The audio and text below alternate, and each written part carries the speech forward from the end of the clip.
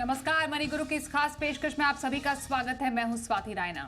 आज हम निवेश के ऐसे विकल्प की बात करेंगे जो मुनाफा कमाने के साथ साथ टैक्स बचत में भी आपकी मदद करते हैं। मार्च के महीने में हम अमूमन देखते हैं कि टैक्स बचाने के लिए लोग एएलएसएस, एनपीएस और यूलिप जैसे निवेश विकल्पों में काफी ज्यादा पैसे डालते हैं। पर क्या सिर्फ इन विकल्पों में आपको टैक्स बचाने के लिहाज से ही निवेश करना चाहिए? आज इन स्कीम की खूबियों को भी हम बताएंगे और कैसे कर सकते हैं इन स्कीम से टैक्स प्लानिंग, ये भी बताएंगे।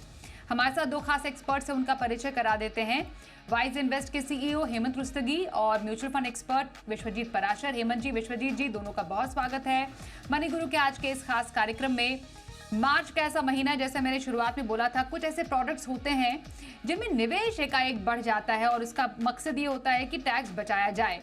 पर सिर्फ टैक्स बचत के लिए नहीं, बल्कि ऐसे निवेश विकल्पों में अगर आप पैसे डालते हैं तो कई और भी आपको फायदे हो सकते हैं। ऐसा ही एक विकल्प है ईएलएसएस। हेमंत जी, शुरुआत इससे करें। काफी पॉपुलर स्कीम है और साल के पहले 3 महीनों में तो और भी ज्यादा प्रचलित हो जाती है बिकॉज इसमें टैक्स बचत भी है। ईएलएसएस की खूबियों को अगर हम बेसिक तौर पर पहले समझें तो ईएलएसएस टैक्स बचत के साथ मुनाफा कमाने का जरिया कैसे है?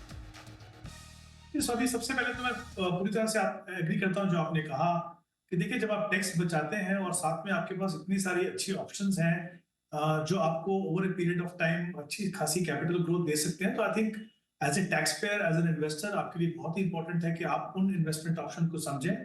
और सबसे इंपॉर्टेंट चीज मुझे लगता है ये है कि आप अपनी जो टैक्स सेविंग का जो प्रोसेस है उसको अपने ओवरऑल इन्वेस्टमेंट प्लान का हिस्सा बनाइए। उससे क्या होगा कि आपने जो एसेट एलोकेशन किया हुआ है उसी के हिसाब से आप ऑप्शन लेंगे और अपनी जो टैक्स सेविंग इन्वेस्टमेंट जो है उसको भी अपने किसी गोल के साथ अलाइन करेंगे। तो होगा क्या कि टैक्स तो बचेगा बचेगा, पर कहीं ना कहीं ये जो टैक्स सेविंग ऑप्शन जो है वो आपके वेल्थ क्रिएशन में, आपके गोल ऑब्जेक्टिव में पूरा करने में आपको काफी मदद कर सकती है। तो आई थिंक ये बिल्कुल सही प्रोसेस है। जैसा आपने बिल्कुल सही कहा, एएलएसएस बहुत ही एक पॉपुलर टैक्स सेविंग ऑप्शन है। और सबसे अच्छी बात क्या है, जैसा कि नाम से पता चलता है, वो इक्विटी सेविंग स्कीम है। तो बेसिकली इसमें जो इन्वेस्टमेंट है वो 80% तक इन्वेस्टमेंट मिनिमम इक्विटीज के अंदर होती है। और तकरीबन सारे म्यूचुअल फंड्स की ये स्कीम है, इनके अच्छे खासे लंबे ट्रैक रिकॉर्ड है, काफी अच्छी परफॉर्मेंस है इनकी। सबसे बड़ा फायदा यहाँ पे क्या है, एक तो जैसा आपने कहा पहले कि आप टैक्स बचा रहे हैं, साथ ही आपको इक्विटी मार्केट और इकोनॉमी की ग्रोथ में पार्टिसिपेट करने का एक जरिया मिलता है, क्योंकि आप एक तरीके से इक्विटी फंड में इन्वेस्ट कर रहे हैं। दूसरी तरफ यह है कि इसका जो लॉक इन पीरियड है वो 3 साल का है। तो अगर मैं इसको कंपेयर करूं बाकी जितनी ऑप्शन है टैक्स सेविंग की, तो उनके मुकाबले में ये टैक्स जो जो लॉक इन पीरियड है वो कम है। दूसरी बात इंपॉर्टेंट है समझना कि अगर आप ईएलएसएस के अंदर एसआईपी से इन्वेस्ट करते हो तो फिर हर इंस्टॉलमेंट को 3 साल का लॉक इन पीरियड कंप्लीट करना होगा। तीसरी इंपॉर्टेंट चीज ये है कि क्योंकि ये इक्विटी फंड है, अगर आप इसको अच्छे से प्लान करें तो एसआईपी के जरिए अगर आप इसके अंदर इन्वेस्ट करें तो जो डर रहता है आपका, आपके दिमाग में कभी कभी एज एन इन्वेस्टर कि भाई ये जो वॉलेटिलिटी है इसको उसका मुकाबला कैसे करें, तो एसआईपी से इन्वेस्ट करने से आप एक तो डिसिप्लिन रखते हैं, आपको साल के आखिर में बर्डन नहीं रहता है, जो जो जो एवरेजिंग का जो फायदा होता है। तो मुझे लगता है एक सिस्टमैटिक तरीके से इन्वेस्ट करना चाहिए। तो ये बहुत ही बेहतरीन ऑप्शन है।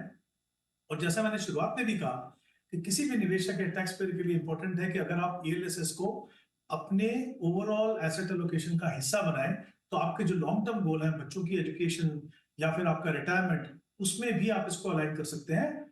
इंपॉर्टेंट चीज ध्यान रखना है कि 3 साल के लॉक इन के बाद अगर आपका फंड अच्छा कर रहा है तो आप कंटिन्यू कीजिए, नहीं तो आपके पास फ्लेक्सिबिलिटी है कि पैसा वहां निकाल के किसी और अच्छे नॉन ईएलएसएस फंड के अंदर आप डाल सकते हैं। तो बहुत ही बेहतरीन ऑप्शन है मुझे लगता है। और उन निवेशकों के लिए भी जिनको पहली बार इक्विटी में डालना है, उनको समझना है क्योंकि 3 साल का लॉक इन है, तो फिर आप वॉलेटिलिटी से घबराएंगे भी, तब भी आपको बने रहना पड़ेगा। और बने रहने से फायदा ये है, आपको समझ में आता है over a period of time कि बने रहने का क्या फायदा है, क्योंकि मार्केट वॉलेटिलिटी सिर्फ शॉर्ट टर्म में रहती है, ओवर लॉन्गर टर्म ये इनमें जो है आपको रिटर्न बेहतर मिलता है। तो ये बहुत ही अच्छी ऑप्शन है। कुछ एक फंड मैं यहाँ पे बताना चाहूंगा, अगर निवेशक जो है उसको कंसीडर करना चाहें तो वो कर सकते हैं। एक तो कोटक टैक्स सेवर है, बंधन टैक्स सेवर है और कॉन टैक्स सेवर। आई थिंक ये काफी अच्छी ऑप्शंस हैं, इनको डेफिनेटली कंसीडर किया जा सकता है। ओके, तो एएलएसएस के बारे में हमने काफ़ी डिटेल में समझा, हेमंत जी ने बताया, और कुछ फंड्स भी हैं जिन पर आप गौर कर सकते हैं, जो कि अभी आप देख भी पा रहे हैं। हेमंत रुस्तगी जी जो रेकमेंड कर रहे हैं एएलएसएस को लेकर। एएलएसएस की क्योंकि बात हो रही है, अगर टैक्स सेविंग के अलावा इस स्कीम के खूबियों के बारे में समझें, मैं Vishwajeet ji, as compare to other diversified equity funds, क्योंकि हम देखते हैं यूजुअली जो डाइवर्सिफाइड बाकी इक्विटी फंड्स है उसमें भी अप टू 65% से अप टू 80% या even more than that equity component होता है, बाकी कुछ डेट का कंपोनेंट भी रखा जाता है। तो सिर्फ टैक्स सेविंग के लिहाज से ही अगर हम ना सोचें, और एक जैसा आप हेमंत जी भी बता रहे थे कि एक ओवरऑल पोर्टफोलियो एलोकेशन का हिस्सा ईएलएसएस को बनाया जाए, तो किस तरीके से एक ईएलएसएस की पोर्टफोलियो प्लेसिंग की जानी चाहिए? क्योंकि ठीक है आपका टैक्स बच रहा है, एटीसी में बेनिफिट भी मिल रहा है, पर आपको एक ओवरऑल लॉन्गर टर्म गोल की तरफ तो देखने की जरूरत है ना। जी, बिल्कुल स्वाति जी, जैसे अभी हेमंत जी ने भी बताया कि जो गोल्स आपको अचीव करने हैं, कई बार ऐसा होता है कि निवेशक जब इक्विटी में निवेश करते हैं, तो वे 1 साल के बाद रिडेम्पशन कर देते हैं, विथड्रॉ कर लेते हैं अपने फंड्स। बट क्योंकि ईएलएसएस का नेचर है कि आपको 3 साल का लॉक इन पीरियड रखना है, तो उनको एक अच्छा खासा लंबा समय मिल जाता है इक्विटी फंड को परफॉर्म करने का, और निवेशक को भी अच्छे रिटर्न्स देखने को मिलते हैं। तो मेरे हिसाब से ओवरऑल एलोकेशन में जब आप टैक्स सेविंग करते हैं, तो आप इसको इक्विटी फंड्स की तरह ही कंसिडर किया जा सकता है। और इनकी जो वेल्थ क्रिएशन एबिलिटीज है, जो क्योंकि इक्विटी मार्केट बहुत अच्छा परफॉर्म कर रही है, आपको रिटर्न्स इक्विटी मार्केट के मिल रहे हैं, सबसे शॉर्ट लॉक इन पीरियड मिल रहा है, और सबसे मजे की बात कि 3 साल तक आपको पैसा निकालना नहीं है। तो ये ऑटोमेटिकली निवेशक में डिसिप्लिन डेवलप कर देता है। और मेरे ख्याल में इक्विटी एलोकेशन में जो भी आपका इक्विटी में होना चाहिए, ईएलएसएस उसमें बहुत अच्छे से फिट इन हो जाता है। तो ईएलएसएस टैक्स सेविंग के माध्यम से एक बहुत अच्छा विकल्प है, जैसे हेमंत जी भी बता रहे थे। और बहुत सारे निवेशक इसमें कंसिडर भी करते हैं, क्योंकि जो इक्विटी मार्केट में अभी अपने आप को एक्सपीरियंस नहीं कर पाए हैं, मार्केट साइकिल्स नहीं देख पाए हैं, ईएलएसएस के माध्यम से उनको ये पूरा 3 साल का पीरियड देखने को मिलता है।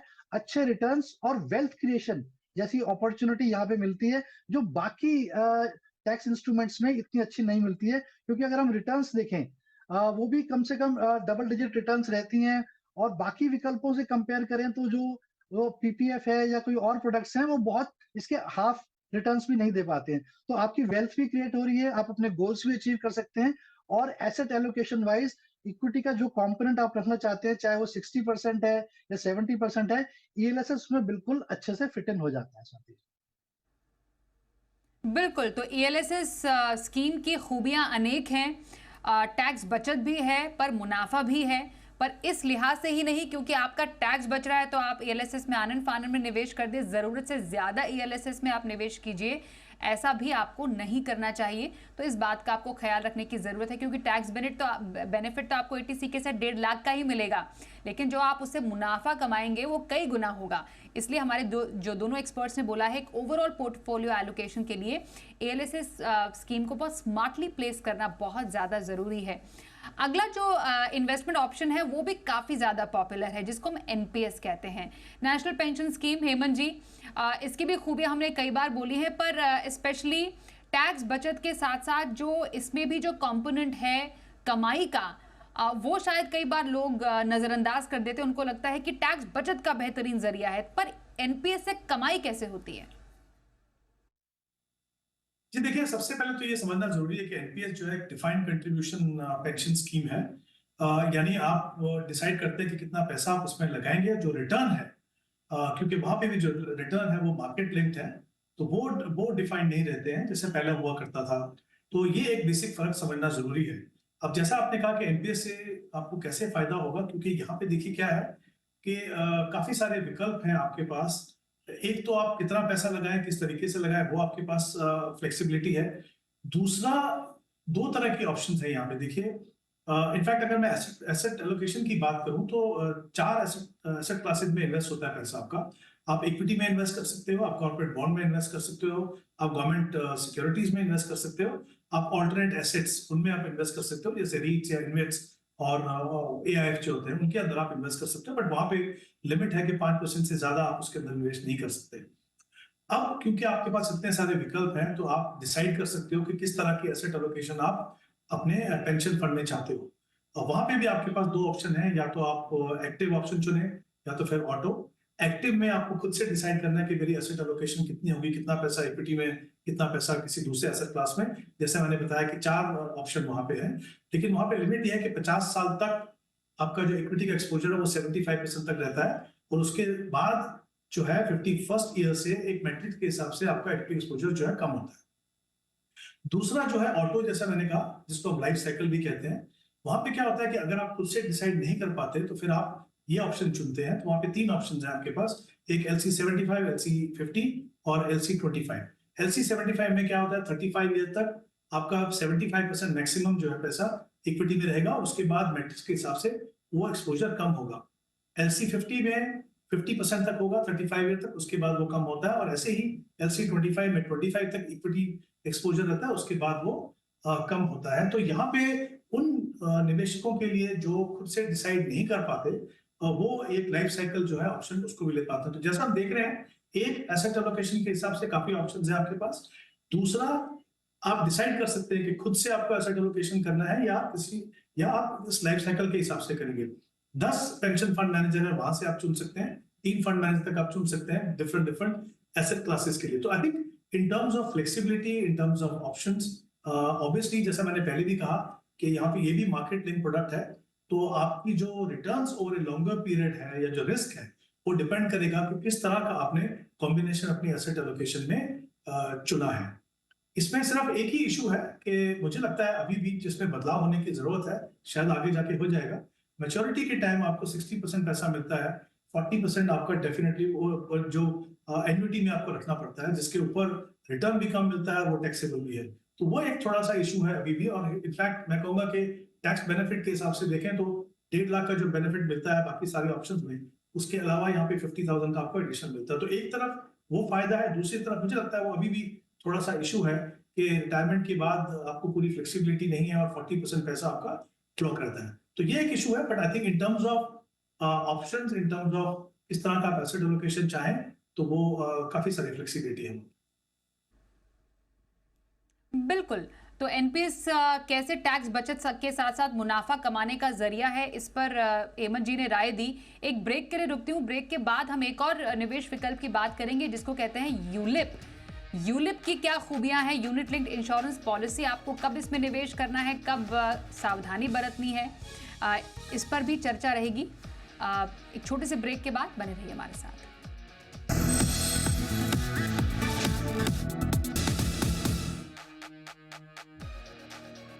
टैक्स बचाए मुनाफा भी कमाए, कर रहे हैं ऐसे विकल्पों की बात जहां पर आपको मिलता है टैक्स बचत के साथ साथ मुनाफा कमाने का दोहरा बेनिफिट। हमारे साथ विश्वजीत पराशर और साथ ही हेमंत रुस्तगी है, उनसे कर रहे हैं खास चर्चा।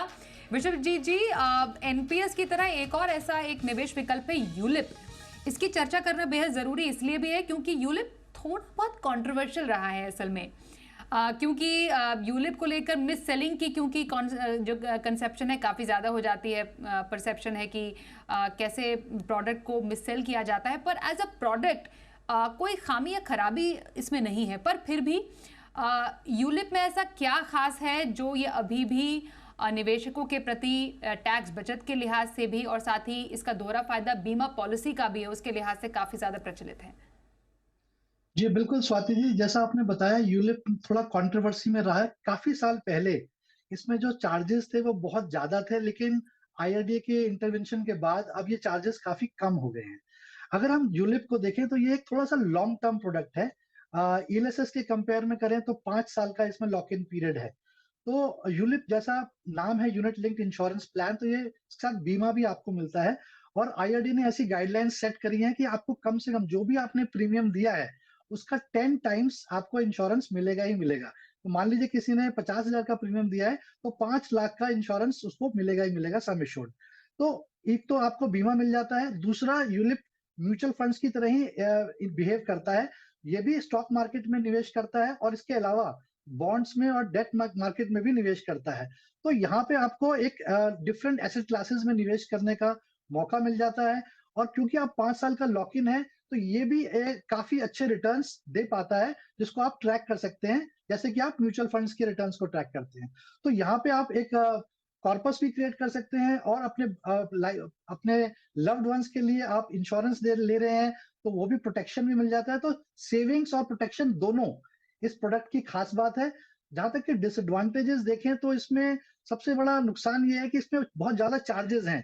तो फंड मैनेजर चार्जेस हैं, एडमिन चार्जेस हैं, और अगर आपने प्रीमियम नहीं दिया, अगर आपकी कोई फाइनेंशियल प्रॉब्लम आ गई तो आपको टैक्स एडवांटेज तो रिवर्स हो ही जाएगा, आपका यूलिप भी लैप्स हो सकता है। तो म्यूचुअल फंड ईएलएसएस के कंपैरिजन में थोड़े से इसमें कॉम्प्लिकेशंस ज्यादा हैं, बट अगर आप लॉन्ग टर्म निवेशक हैं और आप इंश्योरेंस भी लेना चाहते हैं साथ-साथ निवेश के, तो आप इसको कंसिडर कर सकते हैं। हालाँकि हमारी हमेशा से एडवाइस ये रहती है कि आप इन्वेस्टमेंट्स को और इंश्योरेंस को दोनों को सेपरेट रखें। तो अगर आप म्यूचुअल फंड ले रहे हैं, एसआईपी कर रहे हैं, तो साथ में आप टर्म प्लान लेंगे तो आपको बहुत कम पैसे में वो टर्म प्लान मिल जाएगा, जिससे कि आपकी इंश्योरेंस की नीड पूरी हो जाएगी। और यूलिप में जो 10 टाइम्स इंश्योरेंस मिल भी रहा है, मान लीजिए आपने 50,000 प्रीमियम दिया भी है, तो 5 लाख का अगर आपको सम एश्योर्ड मिला तो वो बहुत ज्यादा नहीं होता, और इतने से कम पैसे में आप एक अच्छा खासा टर्म प्लान ले सकते हैं। तो एडवाइस हमेशा यही रहती है, इन्वेस्टमेंट्स को और इंश्योरेंस को सेपरेट रखें। बट अगर आप नहीं रखना चाहते हैं और आप दोनों चीजों का कॉम्बिनेशन चाहते हैं, तो यूलिप एक बहुत अच्छा प्रोडक्ट है, जहां पे आपको अच्छे रिटर्न्स भी मिल रहे हैं और साथ साथ इंश्योरेंस भी मिल रहा है। और लास्ट चीज जो यूलिप का बेनिफिट है, यहाँ पे आपको बहुत अच्छा एडवांटेज मिलता है स्वाति जी, जो फ्लेक्सिबिलिटी है। आप डेट से इक्विटी में जा सकते हैं, बैलेंस में जा सकते हैं, जो बाकी ईएलएसएस वगैरह में ये फ्लेक्सिबिलिटी नहीं है। तो अगर आपको लगता है कि यूलिप में कोई डेट वाला प्लान ज्यादा अच्छा है, तो आप वहां स्विच कर सकते हैं, या आपको लगता है कि इक्विटी ज्यादा चाहिए तो आप इक्विटी कंपोनेंट में स्विच कर सकते हैं। तो ये फ्लेक्सिबिलिटी है, ये सिर्फ यूलिप दे सकता है और कोई प्रोडक्ट इतना नहीं दे पाता है। तो आपको सबसे इंपॉर्टेंट ये देखना है, इन्वेस्टमेंट और इंश्योरेंस को सेपरेट रखें। और दूसरा सबसे इंपॉर्टेंट है स्वाति जी, सबसे पहले आपको ये देखना है कि आप न्यू टैक्स रिजीम में है या ओल्ड टैक्स रिजीम में है। अगर आप ओल्ड टैक्स रिजीम में हैं, तभी ये सारे प्रोडक्ट्स आपके लिए लाभदायक हैं, चाहे वो ईपीएफ है, सॉरी ईएलएसएस है, पीपीएफ है, या यूलिप है, या एनपीएस है। अदरवाइज अगर आप न्यू टैक्स रिजीम में हैं, तो ये प्रोडक्ट्स आपके लिए इतना एडवांटेज नहीं दे पाए। बिल्कुल, ये आपने बहुत इंपॉर्टेंट पॉइंट जोड़ा विश्वजीत जी, कि सबसे पहले ये समझ जाइए कि आप टैक्स प्लानिंग के लिहाज से इन प्रोडक्ट्स में अगर इन्वेस्ट करना चाहते हैं तो आप न्यू टैक्स रिजीम में या ओल्ड टैक्स रिजीम में, क्योंकि ओल्ड टैक्स रिजीम में ही आपको ऐसे विकल्पों का फायदा मिलेगा। और जब भी हम चाहे फिर वो टैक्स सेविंग के लिहाज से हो या मुनाफा कमाने के लिहाज से कोई विकल्प चुन रहे हैं हेमंत जी, तो निवेश करने से पहले किन फैक्टर्स का ध्यान में रखने की ज़रूरत है? क्योंकि जैसे हमने फॉर एग्जांपल दो विकल्पों की बात की, 3 में से 2 विकल्पों की अगर मैं बात करूं, यूलिप और ईएलएसएस, जिसका जिक्र अभी विश्वजीत जी भी कर रहे थे, तो किन बातों का ध्यान रखें जिससे हमारा माइंड और गोल क्लियर हो जाए कि हाँ, मेरे लिए ये प्रोडक्ट बना हुआ है, जिससे हम बेतरतीब कहीं पर भी निवेश ना कर बैठें। देखिए स्वाति, मैं कहूंगा कि बेसिक प्रिंसिपल जो है इन्वेस्टमेंट का वही रहता है। आप कोई भी इन्वेस्टमेंट ऑप्शन देखो, पहले आपको अपनी एसेट एलोकेशन देखनी है, फिर आपको ऑप्शन चुननी है। ऑप्शन चुनने के समय में अगर आपके पास ऐसी ऑप्शन है जो आपको टैक्स भी बचा रही है, अगर आपको टैक्स बचाने की जरूरत है, जैसे हमने अभी बात की कि आप ओल्ड रिजीम को फॉलो कर रहे हैं, न्यू रिजीम को फॉलो कर रहे हैं, अगर आपको ओल्ड रिजीम में है और आपको अगर टैक्स सेविंग बचाना है, तो जाहिर सी बात है कि ओवरऑल एसेट एलोकेशन में जब आप देखेंगे और उसको अपना एक हिस्सा बनाएंगे ओवरऑल इन्वेस्टमेंट का, तो आप सही ऑप्शन को चुन पाएंगे कि आपको ईएलएसएस लेनी है या आपको एनपीएस लेना है। क्योंकि एनपीएस तो क्या है, कई जगह पे आपको कंपलसरी है आपके लिए, डिपेंडिंग ऑन आप कहाँ पे काम करते हैं, तो वो तो एक अलग ही एस्पेक्ट हो गया। बट अदरवाइज यूलिप लेना है कि आपको ईएलएसएस लेना है, दोनों में आई थिंक अगेन एक और इम्पोर्टेंट एस्पेक्ट देखना है कि सुटेबिलिटी का। जैसे अभी हम बात कर रहे थे कि इंश्योरेंस कितना मिलता है आपको, इंश्योरेंस बहुत जरूरी है, लाइफ इंश्योरेंस, लेकिन अगर आपने खाली यूलिप के ऊपर डिपेंड कर दिया तो आपको जो जितना लाइफ इंश्योरेंस मिल रहा है वो आपके लिए पर्याप्त नहीं होगा। तो आई थिंक इंपॉर्टेंट है किसी भी ऑप्शन को देखने के लिए, पहली बात कि वो आपके ओवरऑल पोर्टफोलियो में क्या रोल प्ले कर सकता है, दूसरी बात टैक्स बचाएंगे, कितना टैक्स बचेगा, तीसरी बात अगर जैसा मैंने कहा सुटेबिलिटी बहुत ही इंपॉर्टेंट है कि वो रोल क्या प्ले कर रहा है, क्या वो इंश्योरेंस दे रहा है या वो इन्वेस्टमेंट दे रहा है। तो ऐसा नहीं होना चाहिए कि हमने एक तरफ ध्यान दिया तो इंश्योरेंस छूट गया, क्योंकि इंश्योरेंस भी रिस्क मैनेजमेंट के पॉइंट ऑफ व्यू से इतना ही इंपॉर्टेंट है। तो आई थिंक सही कॉम्बिनेशन हो, सही प्रोडक्ट हो, और साथ में ऑफकोर्स अगर टैक्स सेविंग की ऑप्शन मिल जाए तो फिर बहुत ही अच्छा। बिल्कुल, तो ये रही टैक्स सेविंग विकल्पों पर आज खास चर्चा। बहुत धन्यवाद करेंगे हेमंत जी और विश्वजीत जी, आप दोनों का ही हमारे साथ इस चर्चा में शामिल होने के लिए। मनी गुरु में बस इतना ही, रुकते हैं एक ब्रेक के लिए, देखते रहिए जी बिजनेस।